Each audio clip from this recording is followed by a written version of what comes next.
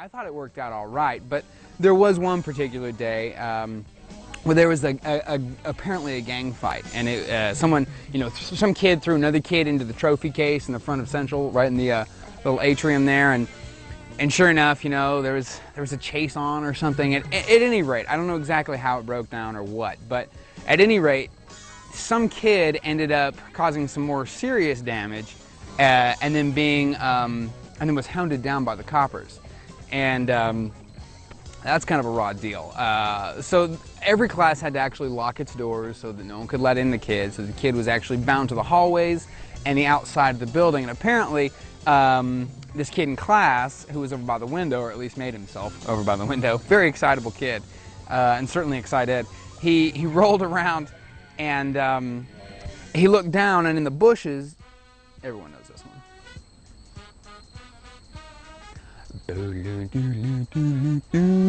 Classic. I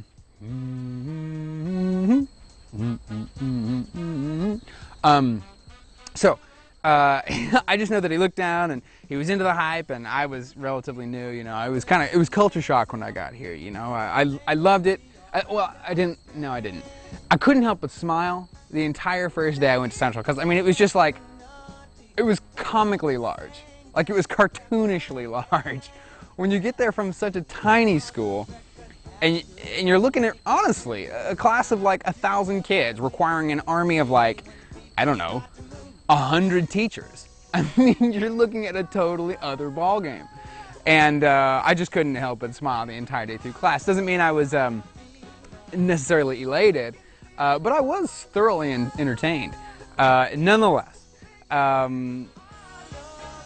I didn't really appreciate being here at first. I was coming from a city of 10 million plus with public transit, definitely working in my favor. I had a number of things going for me, and then I got here, and if you don't have a car, you're essentially out. Beautiful highway system, one of the best, if not the best, I've been a part of. But once you get a car, you're totally gravy. Of course, you're going to end up polluting and using gas and costing money, but once you're there, it's solid bet. Anyway, that's how I actually got to love the bike, and that's how I came to love this park. So, back in high school. So, anyway, this kid was getting back, and I'll get to other things later. Because, see, I keep interrupting my own train of thought by going elsewhere, but for the sake of coherency, I'm going to go ahead and try to stick to it. So this kid leaned out the window, and he saw the kid in the bushes. Sure enough, oddly enough, straight up stereotypically, the kid who was on the run had, no, it wasn't all red. He had super duper red jeans on, because that was Bloods apparently, or whatever, which we had in Arizona too. It was all the rage back then. And this, by the way, is circa '97. And he had a white shirt on, and he was actually crouching in the bushes, and I remember, there were, coppers here and there, and at one point, we had this, as you heard earlier, right? So a helicopter's flying in, doing the flyby, seeing what he can see. And I remember the kid who was so excited goes, "Oh dog, it's a ghetto bird." And maybe that's not news to you, but it was news to me, and I found it hilarious. Ghetto bird, that's the official terminology. I'm rolling with it. What's going on? So anyway, that was fun. But what's going on, man? Decent day? Yeah. Excellent, excellent.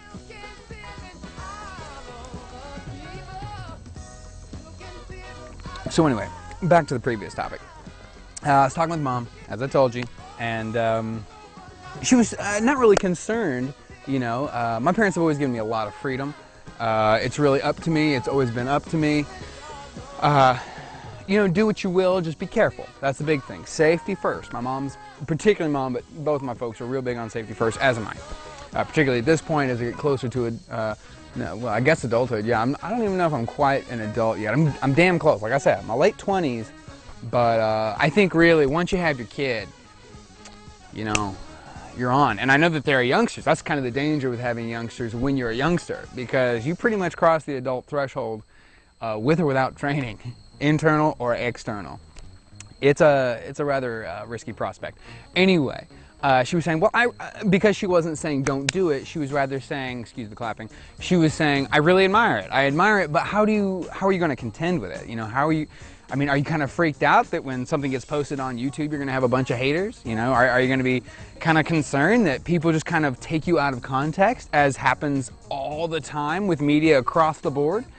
And that is, I told her, that is a legit concern, and it is a concern of mine, but what I'm doing here, and particularly the last 3 sessions you and I have had out here, have really been an effort to give you context. And my context, the context that is me, will unfold as this entire thing unfolds. It's kind of an unending story.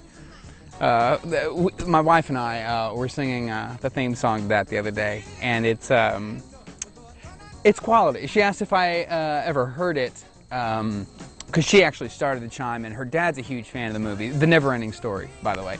And I told her, yeah, I like the movie, but the big thing is I actually had the LP as a youngster, I told her. My dad provided me with a turntable when I was a youngster. I mean, I'm talking like 5. So I had my own tunage, and I remember it could be closed, and it had a latch on the side, so it was all self-contained. Very, very, very cool. And I had that. I had the Never-Ending Story song by some dude. You know what I'm talking about, the big one. Anyway.